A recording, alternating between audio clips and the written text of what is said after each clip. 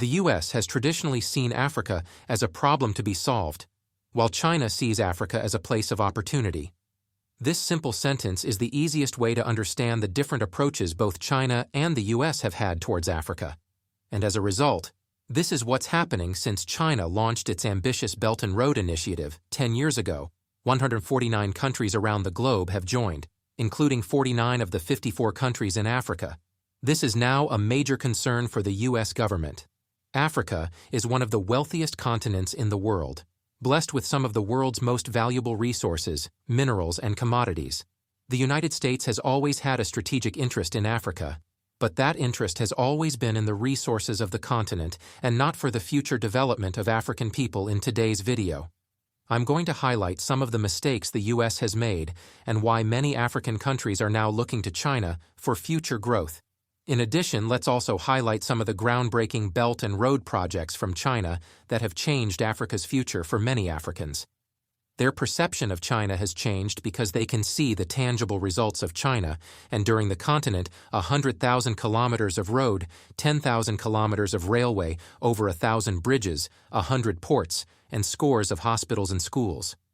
These are the type of projects that give hope to future generations and provide pathways for living a better quality of life instead of making similar infrastructure investments in Africa. The U.S. government's primary objective is lecturing African leaders on the dangers of working with China, in hopes that the U.S. can somehow reverse the trend of Chinese investment into Africa.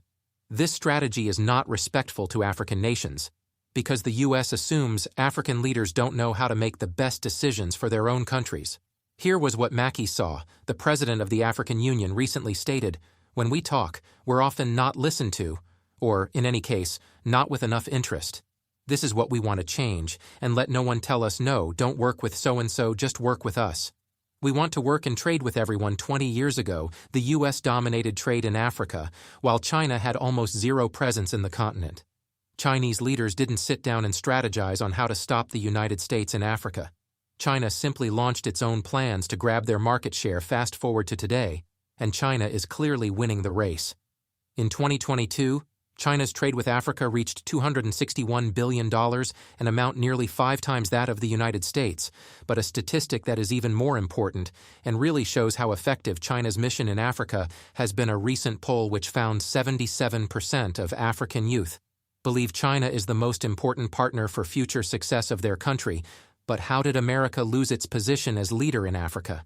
It comes down to one simple mistake: the U.S., the government, often disrespects smaller developing countries. Let me explain. When the United States wants to engage with Africa, it treats the continent as one place and fails to address each country individually. When China deals with Africa, it deals with each country individually, giving respect and the chance for each country to voice their individual concerns and needs to China.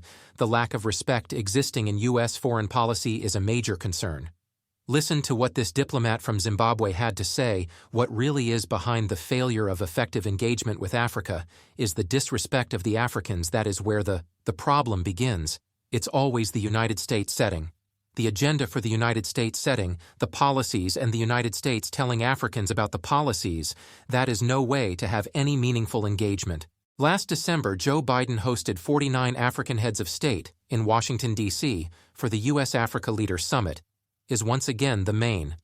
The objective of the summit was to convince African leaders the United States is a better trading partner than China. But once again, notice the American mistake here. Instead of focusing on our own investments and genuinely wanting to help the people of Africa, the entire goal of the summit was to convince African leaders that America is good and China is bad. Ultimately, it left very few Africans feeling any confidence moving forward. There was a lot of criticism of the last summit like this under President Obama, that there was no follow-through. And what I'm hearing from you is frankly a lot of disappointment and a lot of pessimism about what may come out of this summit. Nothing is going to come out of it because it is a one-cent that conversation. So the fact that it is a one-sided conversation, that is yet going to be another useless meeting with no outcomes. The reason this is happening because there is a disrespect for the Africans. There is a general feeling that we don't need to hear from the Africans. Their opinions do not matter. President Biden would not pick up and go to meet with any other leader in the world without an agenda. That simply doesn't happen, right? So what makes the U.S. think that it can engage African leaders without an agenda? Once again, the U.S. government set the agenda, set the policies, and informed the African leaders to follow America's plan without listening to the needs of one of African leaders. How can any meaningful change be made? Unfortunately, the U.S.-Africa summit was a complete waste of time and will result in no change. We know this to be true because this is the exact same thing that happened in 2014 when President Obama hosted his own version of the U.S.-Africa Leaders Summit 8 years later. And the U.S. still hasn't learned how to correctly treat Africans. The United States must understand that Africans are not going to take it anymore if you don't treat Africans fairly. United States is going to see itself slowly losing ground to China, to Russia, to all other nations because without respecting the Africans, without treating the Africans as equal, without understanding that exploitation and abuse of Africa simply cannot continue. Now that we've established the reason behind China overtaking the U.S., let's shift our focus to highlighting some of the key infrastructure projects that China has built and how these projects have shaped many Africans' perception of China. Let's start with the 760-kilometer Addis Ababa-Djibouti Railway, which connects the capitals of Ethiopia and Djibouti, France, was the first country to build a railway between these two countries and did so over 100 years ago. However, the railway had already ceased operation for over 10 years before China came in to rebuild it. Completed in 2016, the new railway has quickly become one of the most important infrastructure projects in the Horn of Africa region, and according to this article from the Ethiopian Monitor, has increased its contribution to Ethiopia's import and export trade by 15%, recording revenues of $47 million in the first 6 months of its most recent fiscal year. Earlier, I mentioned China has constructed over 1,000 bridges in Africa. One of the most impressive is the Maputo-Katempe Bridge in Mozambique, the longest suspension bridge in Africa, spanning over 3,000 meters. The vision to create this bridge started in 1989 when the World Bank produced an urbanization plan for Maputo, the capital city of Mozambique. The project was held off until 2008 when Portugal expressed interest in funding this project. However, the 2008 global financial crisis ultimately led to Portugal withdrawing from the project and opening the pathway for China to finally deliver this much-needed bridge. China broke ground in 2014 and completed the bridge in 2018 for a cost of $726 million, immediately helping the 2.5 million residents who live in the immediate vicinity of the bridge. Now, I want to be completely transparent about China's Belt and Road Initiative and make sure that everyone understands that not every project has been a financial success. China has invested in over 300 projects across 149 countries around the world. It's inevitable that some projects will underperform or even fail, but China's BRI investments are like a diversified stock portfolio.